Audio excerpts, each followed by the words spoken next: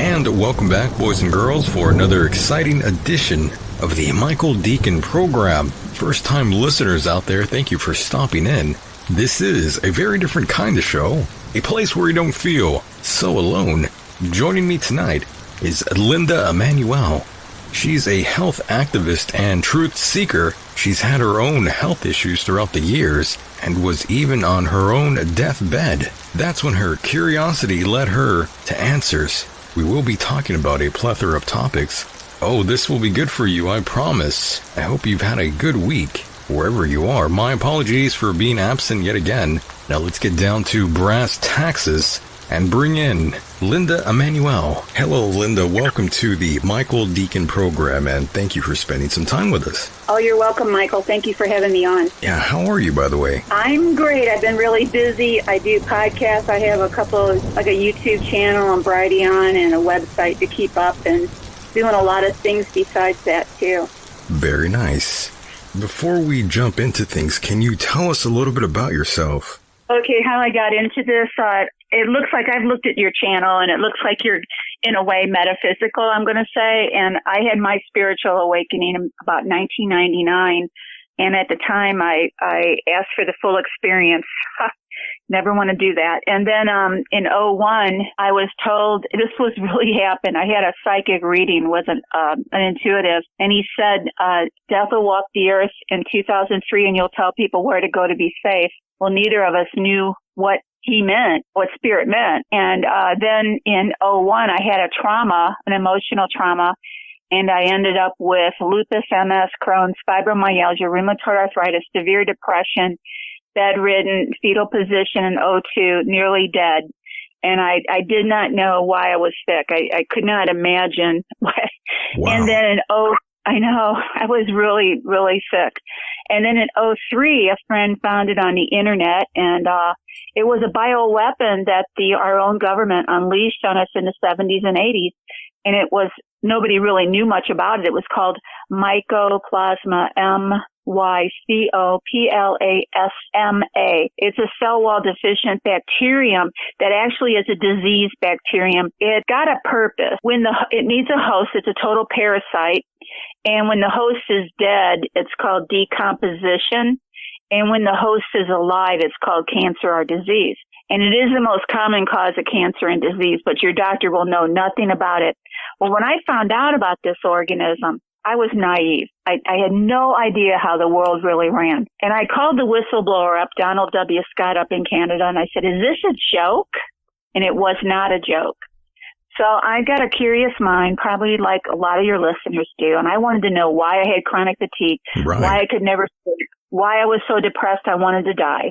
And I learned everything I could about this organism, except they did not know the people who Common Cause Medical Research Foundation, who blew the whistle on our government bioweapon program at Fort Detrick. They had no idea what could kill it. So I went to a mycoplasma conference in '05, and I was still sick. And I talked to Dr. Harold Clark, who gave me the pictures of the mycoplasma that are on my website. And I had a list of alternative doctors, and he suggested that I find a tetracycline IV that could inhibit it but not kill it. So I put it out to the universe. I said, if you want me to help people get well, find me a treatment. So I started calling down a list, and doctors don't know most doctors didn't know about it at all back in '05. And it was a doctor in Alabama. He answered his phone, alternative, and he said, I've cured AIDS and chronic fatigue and diabetes. And I knew whatever he had, those were all mycoplasma infections. Whatever he had could get me well. So I went down to Birmingham, Alabama, got 2 IVs of what they call mild silver protein, knocked it out in 2 treatments, went to the doctor in St. Louis where I live the next week, and I tested negative for lupus, and I felt so good then, but I never Everything really normal, got... in other words. Yeah, I didn't have any...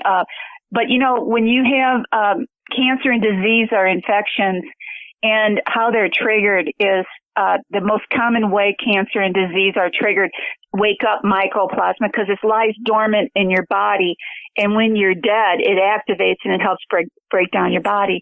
And the most common way to that mycoplasma awakens is through emotional trauma or physical trauma or high stress. And because mycoplasma bacteria live in acidity, And when you have a lot of stress and trauma, your body becomes acidic and it wakes up.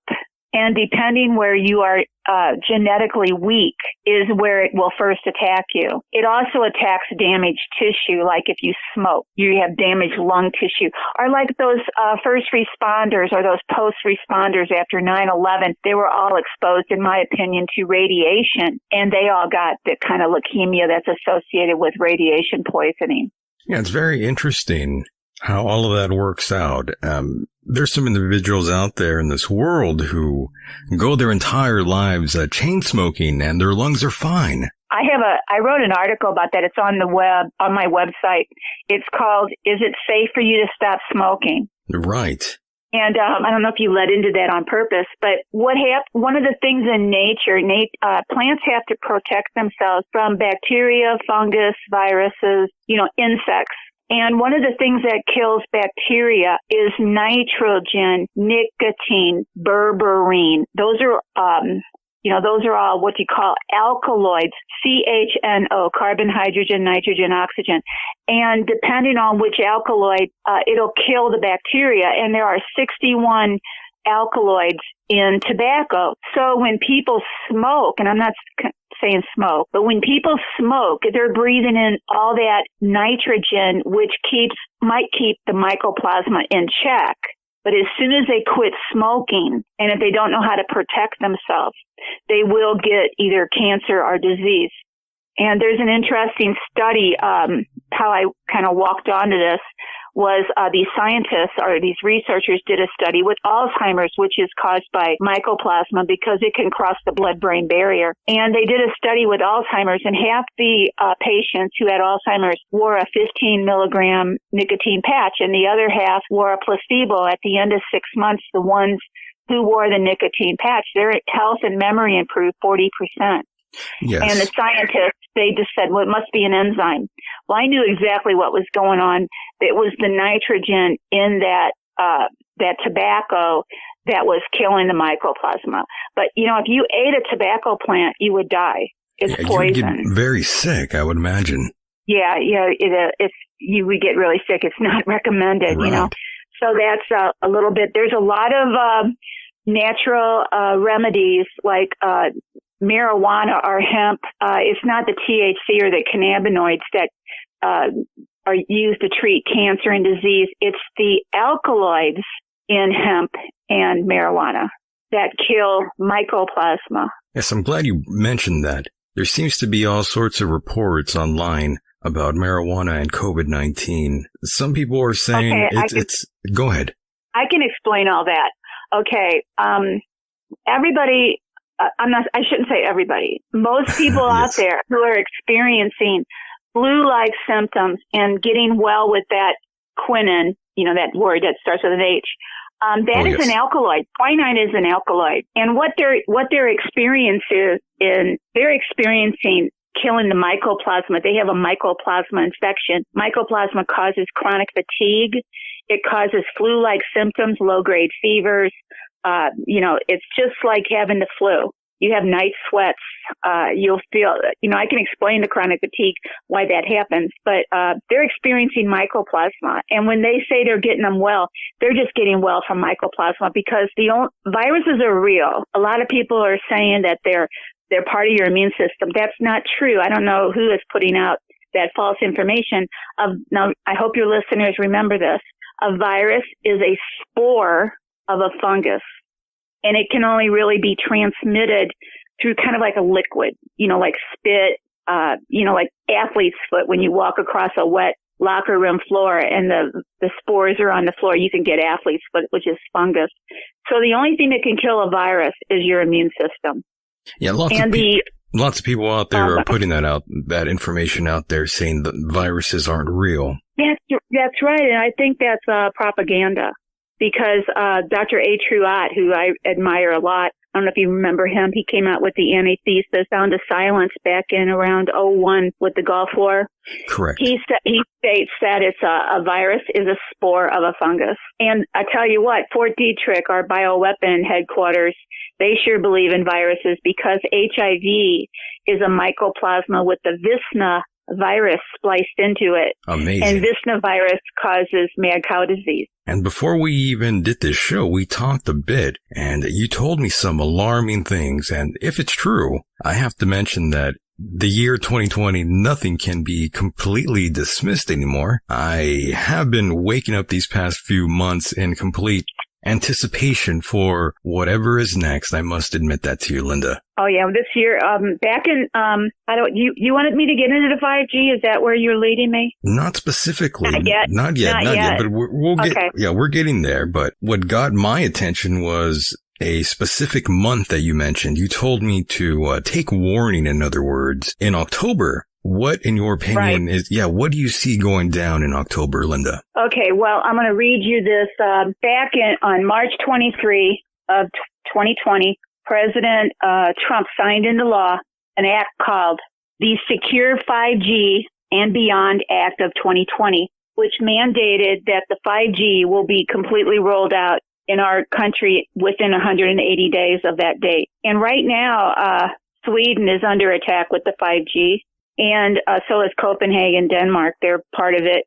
And they're rebelling against the New World Order. And this is punishment to get them in line. But it's pretty bad over there in certain cities. But not all the cities are being attacked. But I'm getting that there's going to be a 5G. 5G is going to be turned on in October. And do your listeners know what the 5G does? A lot of them definitely are in tune with 5G and its capabilities. Right. It causes the electrons on oxygen to spin, and then the iron on the hemoglobin cannot pick up the oxygen. And just like the people in New York City in May and April were suffocating, they didn't have that virus. They were suffocating.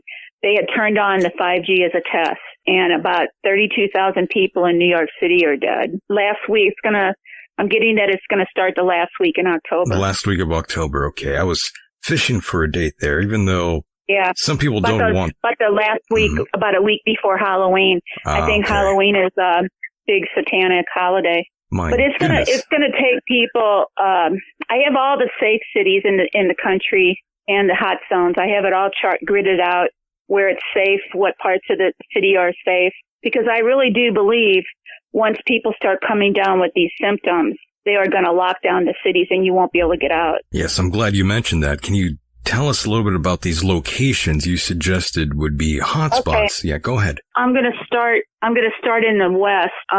What states are safe? They're not going to turn the 5G on these states, and I can't give you a reason why. Like I said, state of Washington, California, Idaho, Nevada, New Mexico, Wyoming, Montana, North Dakota, South Dakota. Now, these are all safe states. Arkansas, Iowa, Minnesota, Wisconsin, Kentucky, Tennessee, Alabama, Florida, North Carolina, Maryland, Pennsylvania, Delaware, Rhode Island, Massachusetts, New Hampshire, Vermont, Maine, Alaska. Those are all safe states. And then the states that are now the whole state won't be turned on. There's going to be certain cities, and there's really some reasoning behind why these cities are going to be targeted, and it's the most unbelievable reason. So, starting from the West, Portland, Oregon's going to be hot. Now, usually I usually chart the safe areas in these cities. I haven't done Portland yet. Arizona, it's Phoenix, Flagstaff, and Yuma. Utah, it's Ogden. Colorado Springs and Pueblo. Texas is huge. It's going to be almost the entire area, Dallas, Fort Worth area and its surrounding, all the way down to Waco. And way out, it's big. That area is big. But one thing people have to know is a lot of these cities are standalone, meaning that between the cities, they haven't had time to update the towers. So that in between some of these cities is safe. And you have to be a mile away from these towers not to feel the effect, or, to suffocate. Okay, Texas was Midland and Dallas, Fort Worth area.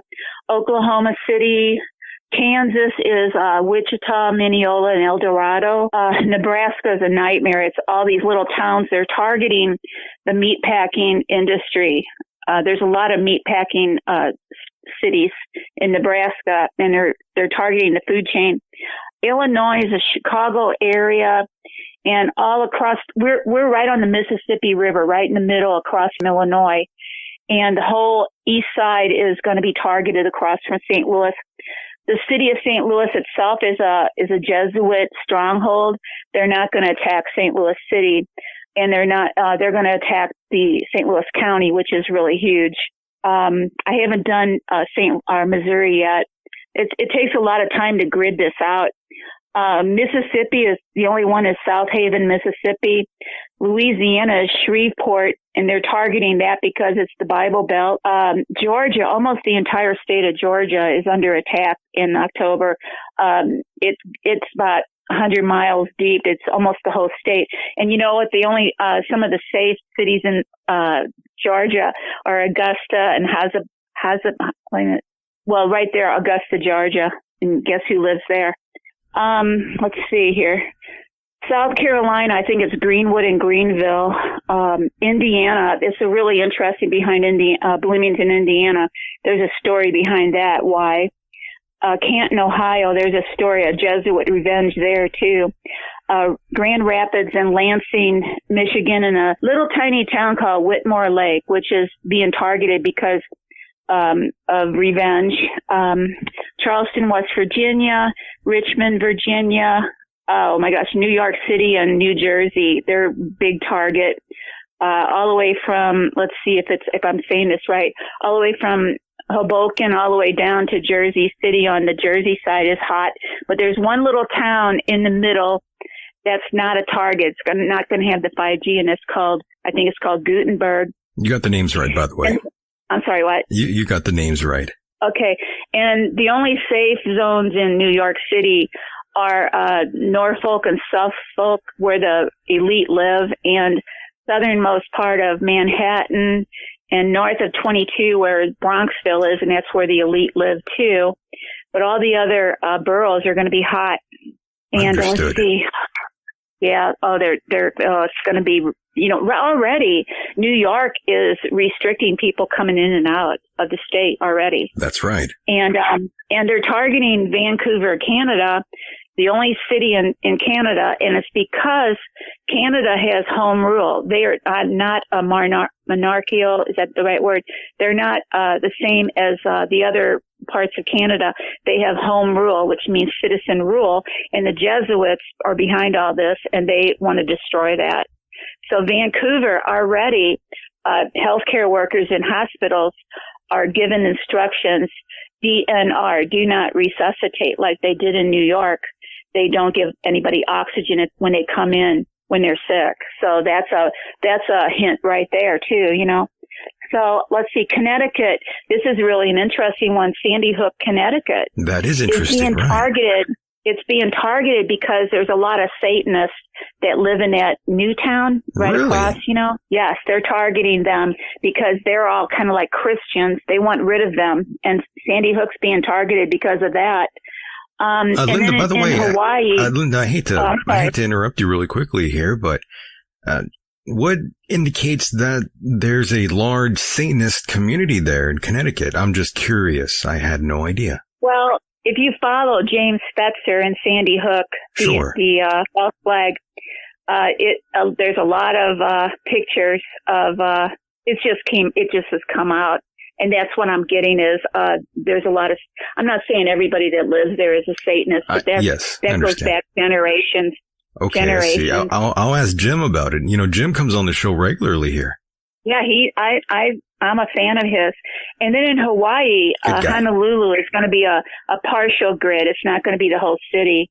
And then, Puerto Rico, San Juan is going to be attacked too. And I don't know that one yet. I haven't done that grid, but it's, it's going to be turned on for about 3 months. Wow. And it's going to be like a 90% kill because the 10% that get out will probably maybe be listeners or people who understand the symptoms and they got to get out of town. There is no way to protect yourself from the 5G frequency breathing wise. And Linda, what is your current opinion on COVID-19, the China virus? Where do you stand? Well, last year I was getting that remember we were talking about the bioweapon tests in Dominican Republic and Yes. Fiji. Now, what they do is viruses are really real. They're real. But the elite do not release a pure virus on the public because it could affect them. So what their normal mode of operation is to put the virus in a mycoplasma, and then the mycoplasma has a tiger in its tank. And they experimented on these people in Dominican Republic and Fiji, but it was with mycoplasma because mycoplasma can be released through the air, through air vents or through vectors. And a virus can really only be introduced through some kind of a liquid. So they were, the COVID, I mean, it probably does really exist, but it's probably a harmless virus where it's just a little bit of respiratory.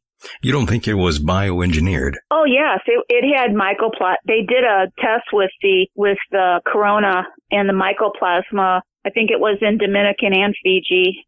Yeah, they did it. But we were talking about how the elite can protect themselves with fusion inhibitors. So yes, but I'm sure. I don't think they would ever. I don't think they would ever release a pure virus on the public because it would come back on them. Yeah, and that leads me to my next question. I was going to ask you, do you think this was all accidental? Accidental in the sense of what happened in Lebanon.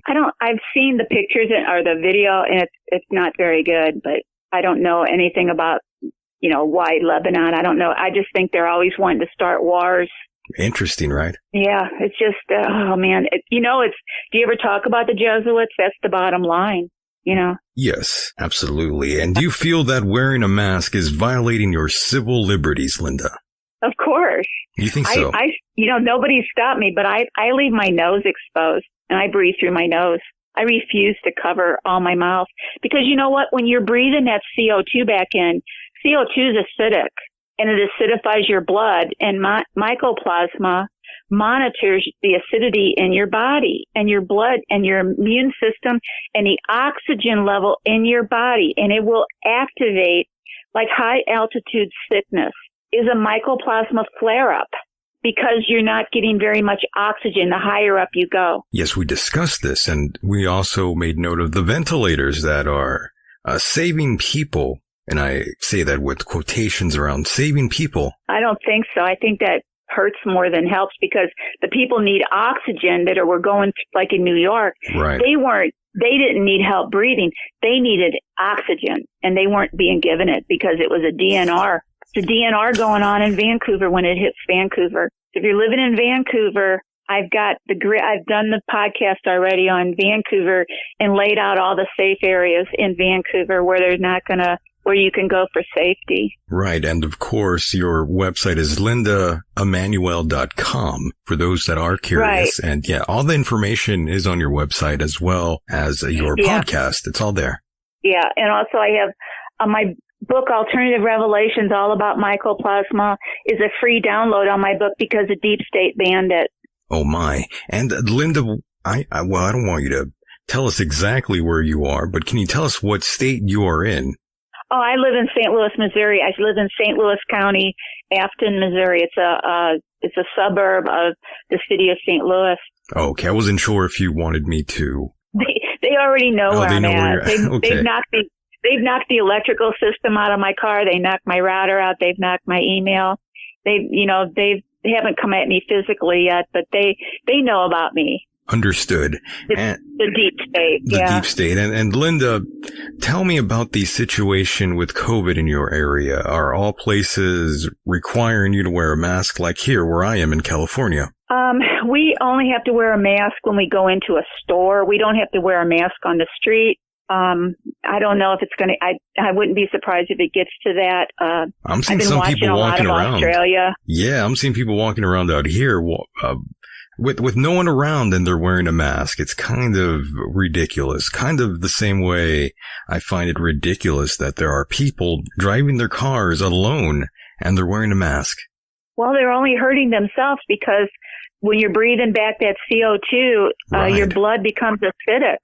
And you're pulling calcium out of your bones to neutralize the acidity. And then they're going to get brain cell death and they could pass out.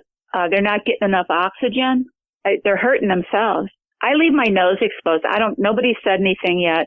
I've gone into Walmart and I kind of leave my nose kind of sticking out, you know? Right. I took a sock and cut it up, and that's my mask, you know? That's funny. John McAfee was wearing I believe his wife's underwear, and he got arrested. It's pretty funny. Who was that? That'd be Mr. McAfee. He's a very wild individual, as you can tell. I could just picture that. That's a good one. But yeah, I can't even go through the drive-through and get my order without wearing a mask now. I don't know. I think it's a lot about control and obey and fear. It's obvious. Yes, I'm aware of these faulty test numbers, the false positives. I know the mortality rate is still quite low, but Linda, I must say, it's the long-lasting effects that it has on the immune system and how your body is never quite the same is what sort of has me perturbed. Yeah, well, that swab goes all the way back to the blood-brain barrier. Are they trying to damage that? I don't know. It makes you wonder, doesn't it? Yeah, and I don't think they're putting anything on it, but who was the one? Somebody at the post office was telling me that it was a postal worker. She said somebody took a swab that was not tested and it came up positive. Yeah, see, you never know. Even though I am concerned about the virus, I still think it's so new and we've made so many mistakes with everything. Well, everything. People are getting confused about the virus with the mycoplasma symptoms. So many people are coming down with mycoplasma infections and they don't even know it. That's what they've got. They've got the telltale symptoms of a mycoplasma infection because stress and trauma bring it out. I'll tell you, it's a secret no more. When I was watching what was happening in New York, I was so traumatized. I was so upset that I got myself sick from mycoplasma. I got myself sick from the trauma of what was going on in New York. It upset me so bad of all those people being killed. And then I'm well now. I got myself well, but it was a struggle. But it was trauma. You know, I was just going through trauma with all what was going on. Those poor people. I had a friend. I know somebody that was a nurse practitioner who got deployed with the National Guard to Queens, and she FaceTimed. I guess that's what they call it. She FaceTimed that she was in a room that normally held 60 people. There were gurney to gurney, 160 people in there, all suffocating. They couldn't breathe. And the bodies were stacked in the hallway, she said. She had nothing to gain by saying that. She didn't know what was really going on. She was traumatized and seeing all the people dying, and they couldn't do anything. Yes, it was quite wild a couple months back, seeing how that was going on in New York and, of course, other places in the United States. We'll multiply that by 20-something because it's coming in October to all those states that I mentioned. Linda, would you consider yourself a hypochondriac? No. I'm just messing with you, by the way, Linda. It's okay. I know. I'm just joking with you. No, I only go to the doctor one time a year because I have to, right, for like a physical. Mm-hmm. And I know how, if I come down with something, I know what to do. You know, I have mild silver protein. Mild silver protein was invented in 1892, and silver kills Lyme like you wouldn't believe, and it also kills the mycoplasma. I've been doing what I can. There's other things that, what? I was going to quickly say, I've been doing what I can to try and optimize my immune system, so I'm glad we're having this discussion now. Of course, loading up on vitamin C and nano silver. Go ahead. What are you taking yourself, Linda? Well, now I'm well, but you want to stay away from acidic food. Your bacteria live a pH. You know, do your listeners, you think they know what pH is? Oh, of course. Okay, well, 7 is neutral, 14 is pure alkaline, and 0 is acid. Well, soda is 1. So when people drink soda or I guess alcohol too, they're loading they're putting in a lot of acidic minerals. Minerals determine your pH, and your body has to neutralize those. So mycoplasma also needs sugar. So to stay well, I don't touch sugar, pure sugar. Stay away from bread, stay away from anything sugar, because mycoplasma cannot live without sugar. Right. And Linda, like you mentioned earlier, as we were doing the introductions here, you mentioned you were basically on death's door. Oh, yeah. In '02, yeah. I was in the fetal position, like you see Alzheimer's. That is wild. And that's when I still can't straighten my arms. You can't They're straighten your arms. a little bit bent. And at that time, Linda, what exactly was going through your head while you laid there? You thought this was the end, right? Well, what I would do is, I didn't know what was attacking me in '02. I was so sick. And, you go to these doctors and you say, what is causing this? And they go, we just don't know. And, it started off, this is another symptom of mycoplasma. You're familiar with seeing documentaries on the bubonic plague. Right. Well, I was getting these huge black boils under my armpits and would burst. Ooh, that doesn't sound good. And it was those are called granulomas. And that's a typical symptom of an infection. And one of these, I had multiple of them, when I was really sick. And one doctor, I said, what is causing these boils? And one said ingrown hair. And the other one said, change my deodorant. Can you believe it? Change your deodorant. That is a sign of an infection. They're called granulomas. And it looks like the plague. Wow. It's just, it's cell debris and, from the infection. Mycoplasma, has to have a host, and it kills the cell so it can replicate. It takes out of the cell what it needs, and it kills the cell, and the cell ruptures and the mycoplasma spill out, and the contents of the cell spill out. So that all kind of turns into cell debris and, other, inflammation is going on. And so I was really sick, and I used to lay there and laugh, because laughing kind of makes endorphins and that. But I kept saying I knew something was going to happen out of this. And then when I found out about mycoplasma, then I realized sometimes things happen for a reason. I'm not saying I was punished, but then when I found out about mycoplasma, that's when I knew why I got sick. But there was nothing that they knew that could kill it. And then my whole book has everything that kills it in it. Right. And of course your book was banned. Amazon took it off for a while, and then I think they reinstated it, but I'm giving it away for free now. You can download it for free.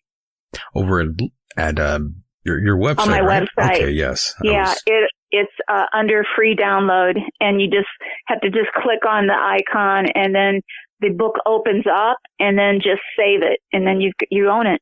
Very nice. That's lindaemmanuel.com for those who... Emmanuel, yeah. Right. For those who are just joining in, I'm sure some people will be joining in at some random time. So there's the website once more. And my goodness, still so much to talk about with you here. And going back to the pandemic for a moment here, how do you feel America has handled the pandemic? Do you think us as a nation have handled it in a appropriate manner, Linda? Well, I didn't realize how many people were asleep until I went out there with everybody with masks on. Then it's amazing how many people are still sleeping that don't realize what's going on. Right. And, I can't save the world. If this podcast helps, our broadcast helps a couple people, then it's worth it, educate them. On my website, you can read all about mycoplasma, the chronic fatigue, causes anemia. You can read about GCMAP, how it works. You can read about vaccinations. You can, all the food charts are on there, what things are acidic, what things are alkaline, everything's on there, and the macular degeneration. Would you like me to tell them how I reverse my macular degeneration? Sure, go ahead. Would that be worth it? Okay. Yeah, go ahead. I have a genetic weakness in my family. We get macular degeneration. And I always believed that it was caused by mycoplasma. Well, in 2015, I could no longer drive because my eyesight was not good enough.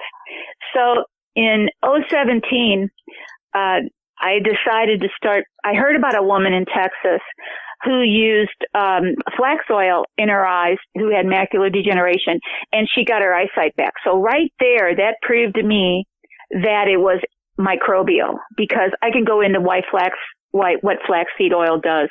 But so I decided to take the mild silver protein and the flax oil, and I started putting drops in my eyes like 2 or 3 times a day. And then at the end of 3 weeks, I had an eye doctor appointment because I lost my glasses. It was kind of a like one of those things where, where's my glasses?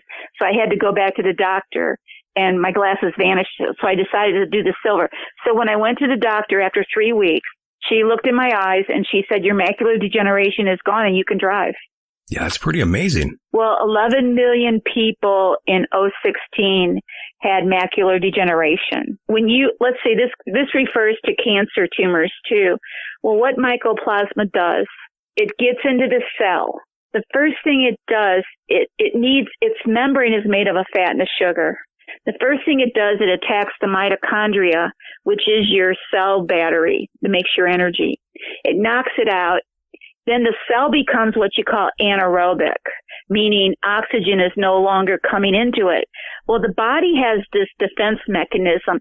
When you cut yourself and those blood vessels clot, well, the cells are not getting oxygen. So what they do is they secrete a certain hormone that tells the endothelial blood vessels, grow me new blood vessels. So the endothelial cells grow new blood vessels to that area that is not getting oxygen. And when the cells start getting oxygen, then they release another hormone and it stops. So in the case with macular degeneration, the mycoplasma gets into the macula and it knocks out the mitochondria, and the cells are not getting oxygen, so they secrete a hormone, and little tiny microscopic blood vessels grow to that area, but they hemorrhage. And that's why people lose their eyesight with macular degeneration. It's scar tissue from the body healing up the ruptured blood vessels.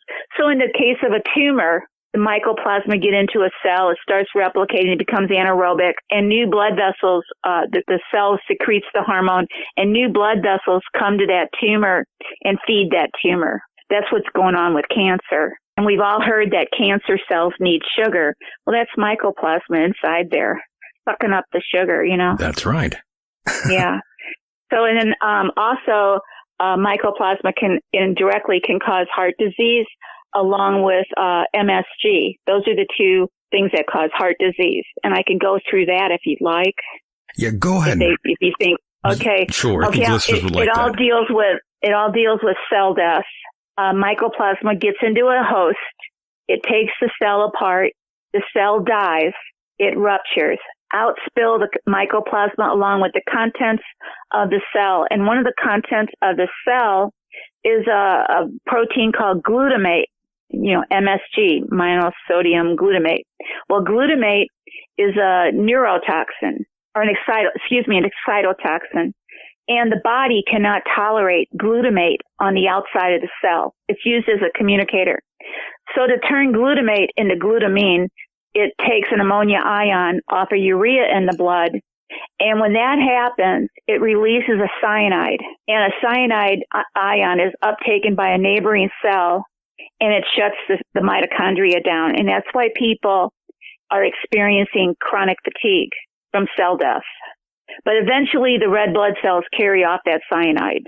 But one of the things that's interesting that happens, glutamate, glutamine, and arginine are all in the same family. And these Nobel scientists proved that protein modification in the body releases, it makes this certain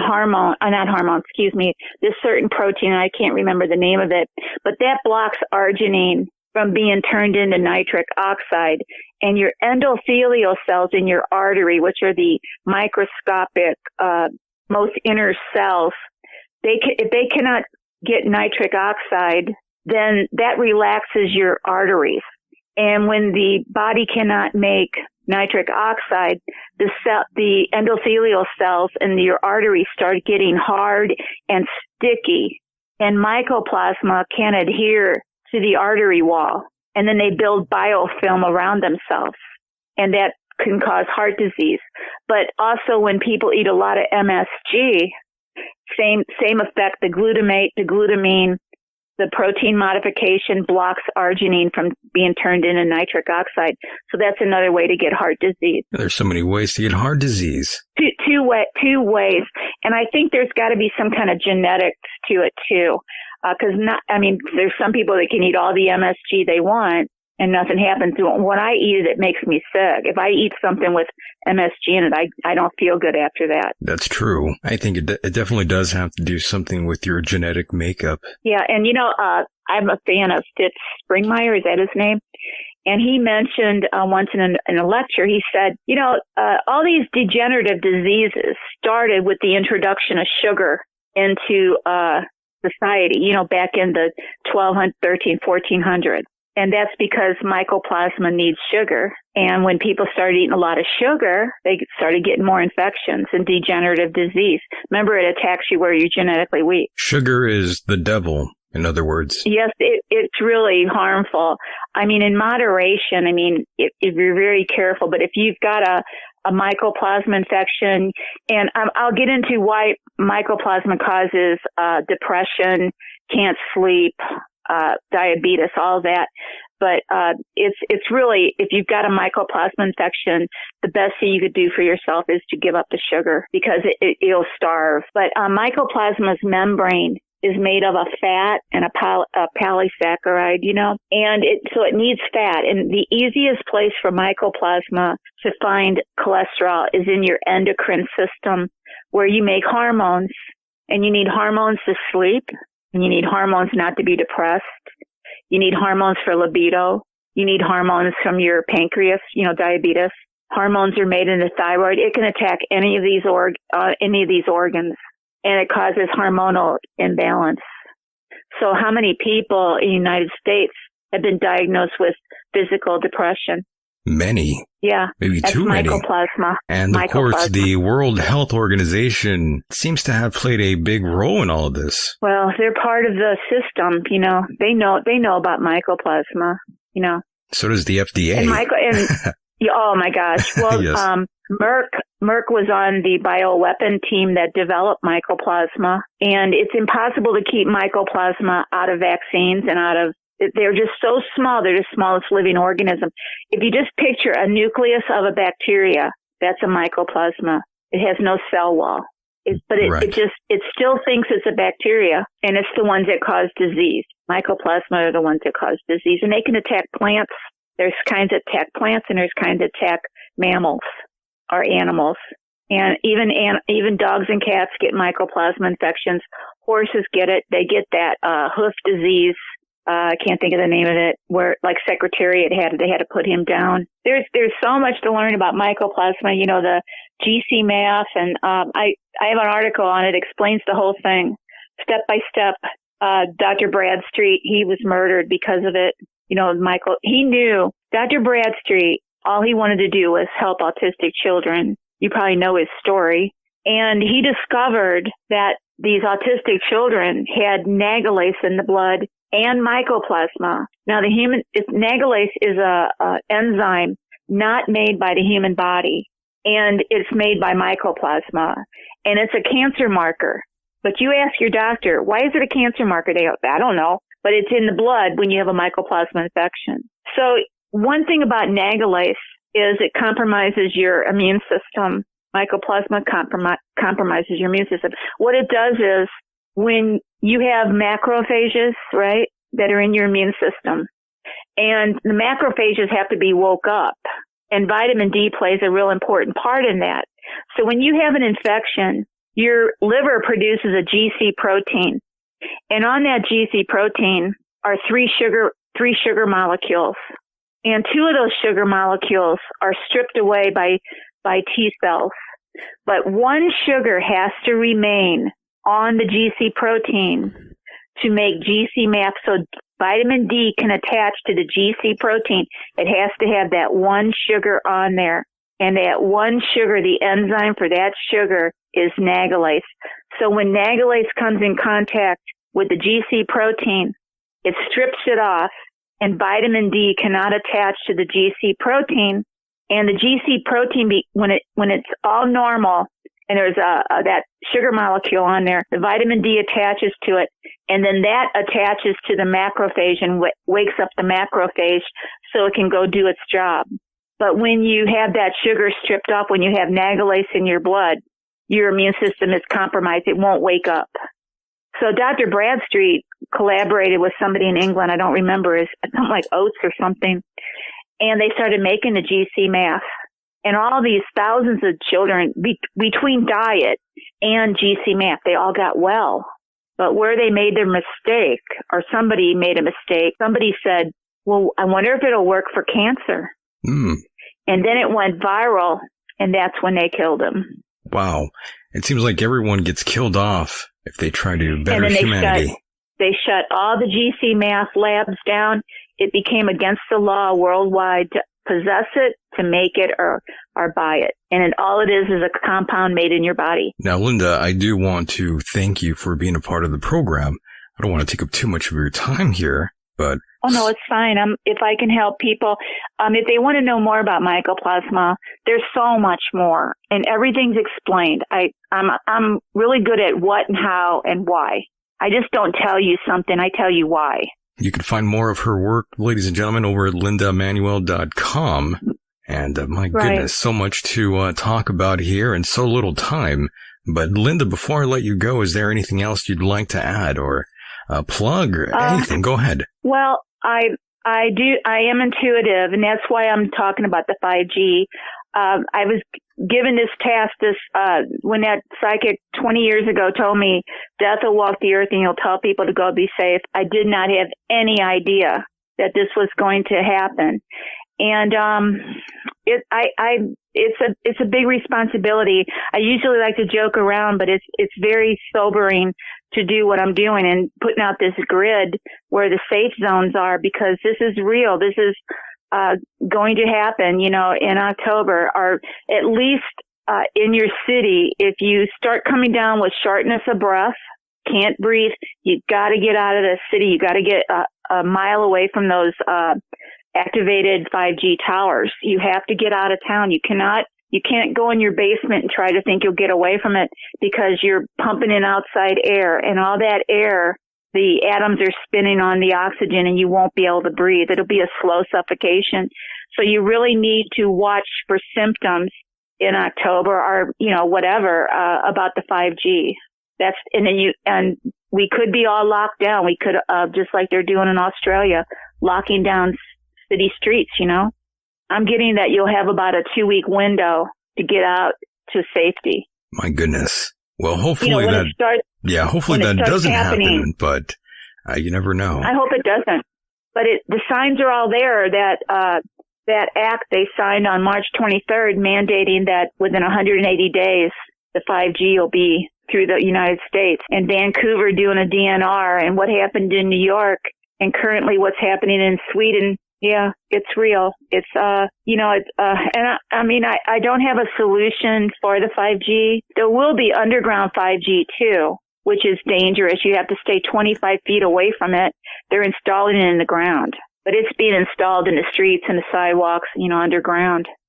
All over the place. And Linda, once again, thank you so much for being a part of the program. I'll have to bring you back on again soon. Yeah, I hope so.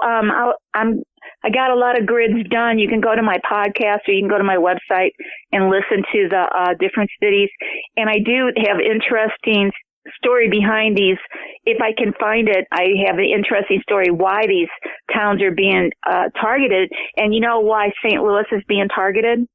It's a Jesuit revenge. It deals back to March 10th of 1804, when Napoleon went against the Jesuits and sold America the Louisiana Purchase. And the Jesuits, it's revenge, because the Jesuits were going to use that territory to invade America, and Napoleon sold it in secret. And the three flags, the transfer of ownership was the final ceremony was done in St. Louis, Missouri, where the Spanish surrendered the territory to France, and then France gave it to America. And that was called the Three Flag Day on March 10th of 1804. Well, Linda, once again, thank you so much for being here, and we'll do this again soon. Okay, thank you, Michael. And there she goes. The world is dealing with the new normal, as the mainstream media likes to call it. And many are upset. We've got civil unrest, global unrest. Everything right now seems completely unreal. It's a ticking time bomb, a pressure cooker of sorts. All the right ingredients are rigged and ready for a world war. Is that what we will see in the year 2021? All signs point to yes. Don't forget, if you're a fan of this program and want to help fund this program, please go to patreon.com/Michael Decon. Was this an accident? Was this an accident like the accident in Lebanon or the accident in New York on that Super Tuesday, that Tuesday morning? Are these all just accidents? Tonight was fun. I had a great time. I hope you enjoyed tonight's program. Remember, please subscribe. Oh yes, the international listeners out there, thank you so much for your support as well. Canada, Germany, the UK, Australia, Norway, and Brazil. Love all of you out there. Now, whatever it is that you do choose to believe, you must adapt. Because again, I've been saying this for months, we've lost all control. We are without a rescue party in sight. And with that said, the world is a mysterious place, and life itself is a mystery. Until next time, good night, everybody. Tell me, boy, where were you? What's your story? I mean, really. Where have you been? Was it the big time? And full of sin.